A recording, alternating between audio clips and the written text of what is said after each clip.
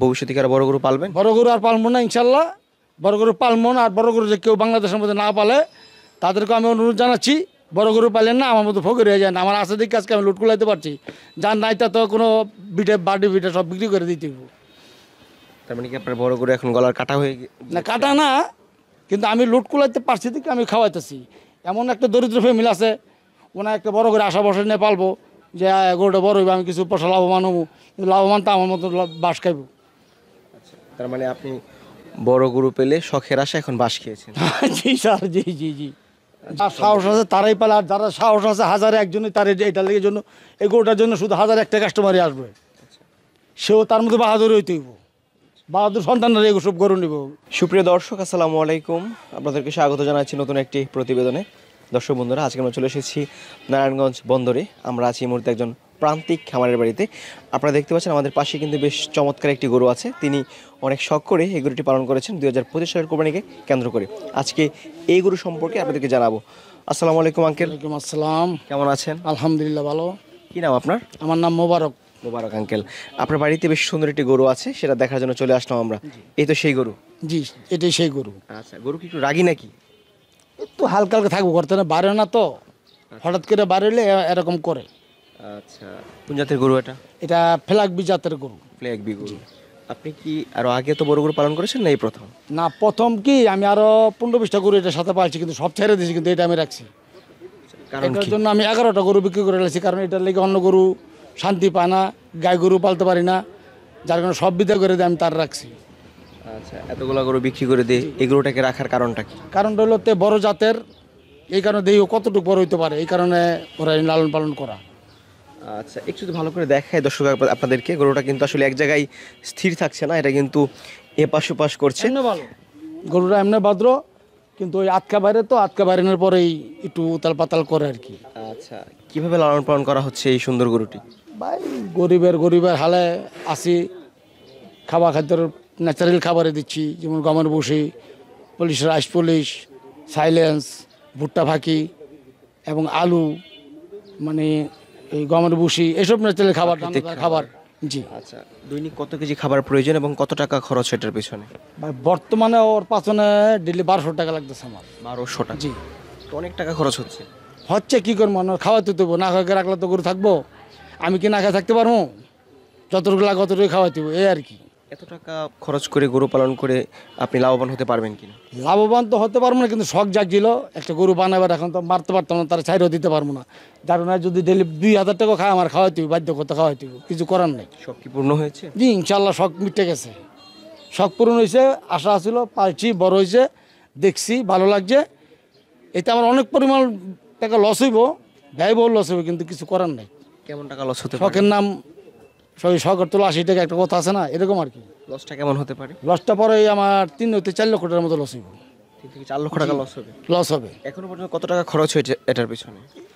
সাধারণ একটা 8 লক্ষ টাকার উপরে আমার খরচ হয়েছে, শুধু আর মানে কিনা যে খাবারগুলো খাওয়াছি, এই খাবারগুলো 8 লক্ষ টাকা খরচ হয়েছে।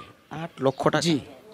বেশিটা বাদ দিলাম, ডাক্তার আছে, কারেন্ট খরচ আছে, আমার খাটনি আছে, ওরা যে গাছগুলো লাগা খাওয়াচ্ছি আমি, লিপিয়ার ঘাস, ভুট্টা গাছ, জাম্বু ঘাস, এগুলো খাওয়াচ্ছি, কিন্তু এগুলো বাদে আমার পারিশ্রমিক বাদে সম্পূর্ণ শুধু তারে খাওয়ানো দিছি, কিনে এনে যে খাবারগুলো খাওয়াছি, এই খাবারগুলি আমার মনে হয় 8 লক্ষ টাকার মতো গেছে। তাহলে তো অনেক টাকা খরচ করেছে। আমার সামনে আছে।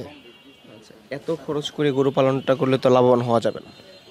লাভবান না তো, এটা তো লাভবান ইনশাল্লাহ অন্য গরু পালে, কিন্তু আমি লাভের লেগে পালিনি, এটা শখ হয়েছে, পালছি, একটা বড় করার শখ আছিল, শখ জাগছে, পালছি, বড় হয়েছে, বাস এই।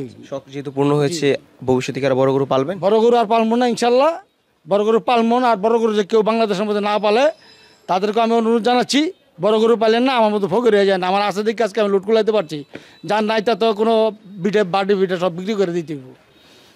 তার মানে কি আপনার বড় গরু এখন গলার কাটা হয়ে না কাটা না, কিন্তু আমি লুট কুলাইতে পারছি দিকে আমি খাওয়াইতেছি। এমন একটা দরিদ্র ফ্যামিলি আছে, ওনা একটা বড় করে আশা বসে নিয়ে পালবো যে গরুটা বড় হইবে, আমি কিছু পয়সা লাভবান হবো, কিন্তু লাভবান তো আমার মতো বাস খাইব। তার মানে আপনি বড় গরু পেলে শখের আশা এখন বাস খেয়েছেন।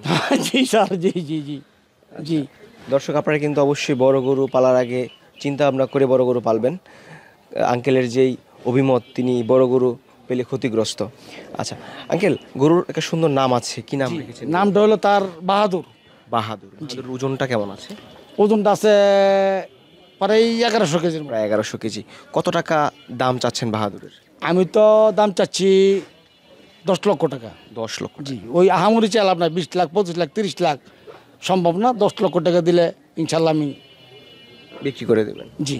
তাহলে এই 8 লাখ টাকার বেশি খরচই হয়েছে, 10 লাখ টাকা যদি বিক্রি করেন তাহলে তো আর পুঁজিটাও ওইরকম ভাবে উঠছে না। কিছু করার নাই তো, এখন পুঁজি খরচ হয়েছে, করছি ইনশাল্লাহ যতটুকু পারছি দিকে করতে পারছি। এখন কাস্টমার যদি আমার গরুটা যদি কেউ যদি নেয়, উচিত দাম দেয়, তাহলে আলহামদুলিল্লাহ। আর কিছু লস হলে কিছু করার নাই। দর্শকরা তো অনেকেই মন্তব্য করবে যে গরুকে কি আপেল কমলা মালটা এগুলা খাওয়ানো হতো না, এত টাকা খরচ খাওয়াইলাম। শোনেন, আমি পুরো বছর আমি এখন আপনার সামনে আমি একটা খাওয়াইলাম, যদি বলি যে আমি ডেলি আমার আপেল খাওয়াই, আপেল তো আমরা খাইতে পারি না, 300-400 টাকা কেজি আপেল। তাহলে এত টাকা খরচ হওয়ার উপায়টা কি গরুর পিছনে? না, এটা সাধারণ একটা খাবার দিলে তো 500 টাকা লাগবে ডেলি প্রতিদিন। কারণ ওর সকালবেলা বিকালবেলা দুইবার যদি কিছু না খান, শুধু দুটো ভুসি দিয়ে পানি খান, তারপর 500 টাকা খরচ আছে। আর এখন যদি কুরবানি চলে এসেছে, আমি প্রায় 2 বছর ধরে তোর মনে ডেলি 1000 টাকা খাওয়াইতেছি, ডেলি 1000 টাকা, 500-600 টাকা বললাম না, ডেলি মনে হয় 500-700 টাকার ভুসি লাগে। একজন হৃদয়বান ক্রেতা চান কিনা আপনার এই গরুর জন্য? আলহামদুলিল্লাহ, চাইলে ভালো, যদি কেউ নিতে চায় ইনশাল্লাহ আমি আসি, নিব। দর্শক, আমরা দেখানোর চেষ্টা করলাম আঙ্কেলের এই গরুটি।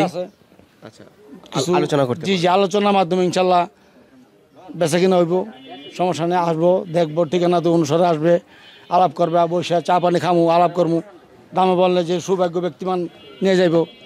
আচ্ছা, না আপনার মনে কিন্তু অনেক সাহস আছে, আপনাকে দেখলেই বোঝা যায়। সাহস না থাকলে কিন্তু এত টাকা খরচ করে গরু পালা উপায়। যারা সাহস আছে তারাই পালে, আর যারা সাহস আছে হাজারে একজনই, তার এটা লেগে জন্য এই গরুটার জন্য শুধু 1001টা কাস্টমারই আসবে, সেও তার মধ্যে বাহাদুর হইতে হইব, বাহাদুর সন্তানরা এগুলো সব গরু নিব।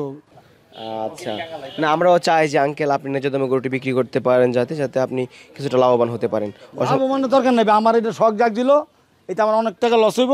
তারপরে যদি আলহামদুলিল্লাহ যদি কোনো ব্যক্তি নেয়, নিতে পারবো, সমস্যা নাই। ওটা বিবেচনার মাধ্যমে আমি 10 লক্ষ টাকা দাম চেয়েছি, না আমার হাফ ডাউন করার মতো আছে, ক্যাপাসিটি আছে, সমস্যা নেই।